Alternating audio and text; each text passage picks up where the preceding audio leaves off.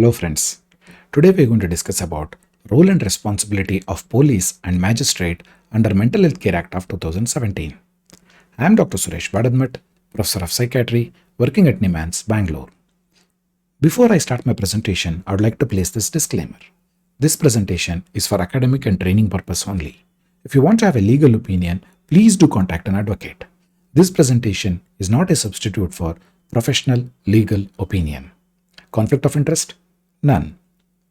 In this video, I am going to discuss about Mental Health Care Act of 2017 from Section 100 to Section 105.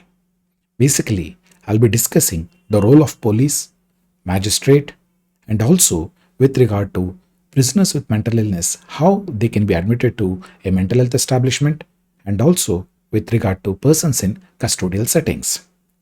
The target audience who will benefit by watching this video are police, magistrate, doctors and psychiatrists, mental health professionals, persons with mental illness and their family members, mental health review board members, and state or central mental health authority members and advocates. Mental Health Care Act of 2017 was passed in the Parliament and received President Assent on 7th of April 2017. Let's understand the definition of magistrate. In this regard, the definition of magistrate has been clearly defined under the Mental Health Care Act, Section 2, subsection L. In this regard, it clearly says, with regard to metropolitan area, metropolitan magistrate is considered as a magistrate. With regard to any other areas apart from metropolitan, chief judicial magistrate, subdivisional judicial magistrate, or such other judicial magistrate of the first class as the state government may, by notification, empowered to perform the function of magistrate under this act. They are called as magistrate. Now, let's discuss about the role of police and magistrate under this legislation. Section 100 talks about duties of police officer with respect to persons with mental illness. It is easy to remember. 100 is the helpline for police. Similarly, Section 100 is the duties of police officer in respect to persons with mental illness. Duties of the police officer is well defined under Section 100 of the Mental Health Care Act of 2017. It clearly says the police officer in charge of the police station comes to know there is a person found wandering at large in their police station limit, and they believe that person has mental illness, he is unable to take care of himself, he is dangerous to self or public at large. In such a scenario, the police officer will take such person under their protection. Word is very clear, protection, not under custody. Once he is taken into the protection, the police officer will inform the person that he will be taken to the nearest health establishment, or else he also will be informed to the family members or the NR if they are available.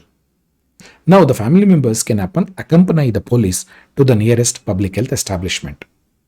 Once he is taken to the public health establishment, the medical officer in charge of the public health establishment should make arrangement for assessment of that such person. Once the assessment is done, the medical officer should act according to the section 86, 87 or 89. That means he will be admitted as a voluntary or else involuntary under 89. That's very clearly documented under section 100. Suppose if there are no family members and that person is severely ill and needs to be admitted, he will be admitted to the mental health establishment. Now the police has a duty to file an FIR of a missing person under section 100. Not only that, now the police officer should make attempts to trace his family members and inform that this person is admitted in a mental health establishment. Please come and take care of him. So that is clearly the duties of the police officer has been written under section 100. However, in some scenario, the person may not have mental illness at all. In such a scenario, the medical officer will hand over that person to the police. Now the police has a duty to take that person to his residence. That is person's residence. Or else, if he is homeless mentally ill, then the police officer has a duty to take him to the government establishment for homeless persons. So such a beautifully section 100 has been written. They have clearly said what are the duties of the police officer and also what are the duties of the medical officer in charge. However, there has been a clear caution has been exercised. It clearly says no person taken under the protection of the police under this section 100 shall not be kept or detained in the police station for whatever it matters. He has to be taken to the mental health establishment at the earliest. That is the word very clear has been written. No detention in police station. That's what is the beauty of this section 100. Now let's discuss about section 101, that is 101. Report to the magistrate of a person with mental illness in private residence who is ill-treated or neglected. Here under section 101, any person who has a reason to believe that a person has a mental illness is being ill-treated or neglected shall report to the police. That means every citizen who comes to know that a person with mental illness is neglected or ill-treated by any person in the jurisdiction of that police station, that person should inform the police. Not only that, every officer in charge of the police station who believes that a person with mental illness has been neglected or ill-treated, in such a scenario, the police will take that person under his protection and he will report that person to the nearest magistrate. That's the beauty of section 101.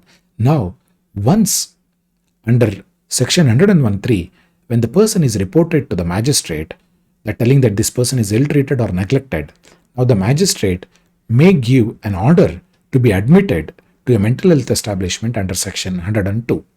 Now let's discuss section 102. That is, conveying or admitting a person with mental illness to the mental health establishment by a magistrate. Here, once the person is produced in front of the magistrate, telling that he has been neglected or ill-treated, immediately the magistrate will give an order to be admitted in a public mental health establishment, not in private. It has to be in public establishment, and that order will not last more than 10 days.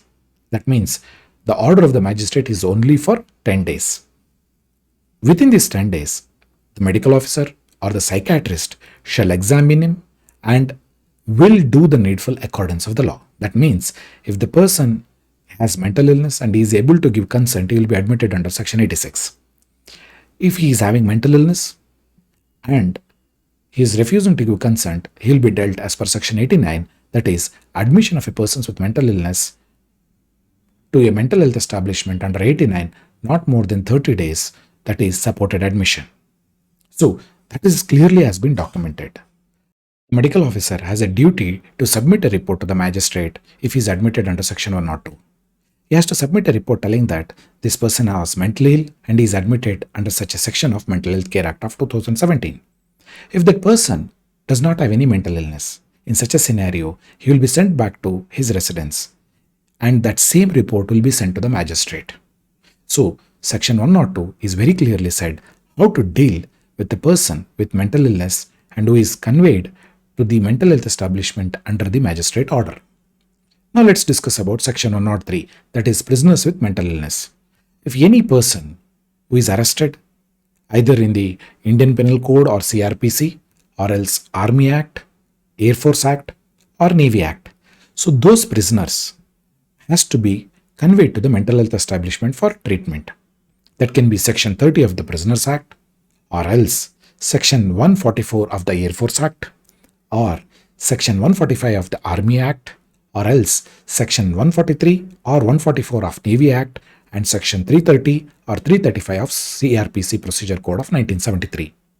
Such prisoners need to be kept in the psychiatric ward of the medical wing of the prison. That means at least one prison should have psychiatric wing or else mental health establishment should be formed inside the prison in every state.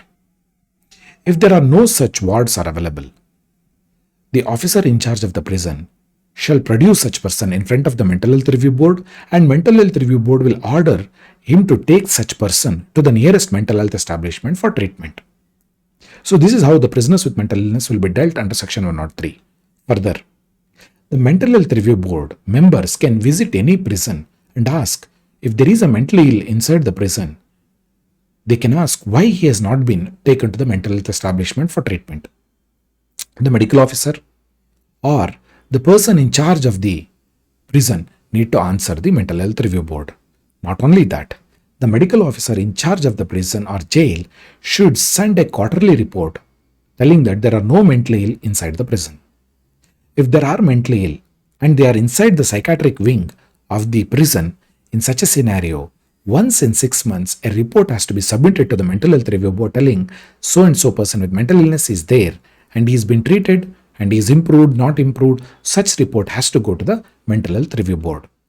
Further, Section 103 clearly says that the state government shall set up a mental health establishment in the medical wing of at least one prison, and that mental health establishment will be registered with SMHA. So, Section 103 has been clearly defined, drafted, and also mandated MHRB to go and visit. At the same time, medical officer has to send the report to the MHRB, and that institutions need to be registered under SMHA. Let's discuss about Section 104, that is, persons in custodial institution. There are many custodial institutions in a state, such as beggars' home, orphanages, elderly home, geriatric home, women's protection home, and various children's home. Those custodial settings will have higher number of mental health morbidity. Hence, there is an obligation casted upon a person who is in charge of such custodial setting should take persons with mental illness from that residence to the nearest mental health establishment for treatment. Not only that, the medical officer in charge of the mental health establishment has a duty to assess and provide care. So, Section 104 is very clear. Now coming to the last part of my presentation, Section 105, that is, question of mental illness in judicial process. In many judicial process, that is, during a trial, if before a competent court a proof of mental illness is produced and it is challenged by the other party, in such a scenario, every court shall refer the same for further scrutiny to the concerned board, that is mental health review board. Now, the mental health review board themselves can examine that person and send a report to the court, or else the mental health review board can refer to an expert committee to examine him and submit the report. So that is mental illness in judicial process. That means court will not directly do anything. The person needs to be examined either by the MHRB or else MHRB can form a committee to examine and that report will be sent to the court. To conclude, my dear friends, Section 100 talks about role of police and Section 101 talks about the magistrate and role of magistrate in 102. 103 is regarding the prisoners, 104 is regarding the custodial institutions, and finally Section 105 talks about a person's mental illness is questioned during the judicial process. So my dear friends, these sections from 100 to 105 is beautifully drafted and roles and responsibilities has been fixed. So please know your responsibility before you proceed. Thank you very much for giving your valuable time. Stay safe.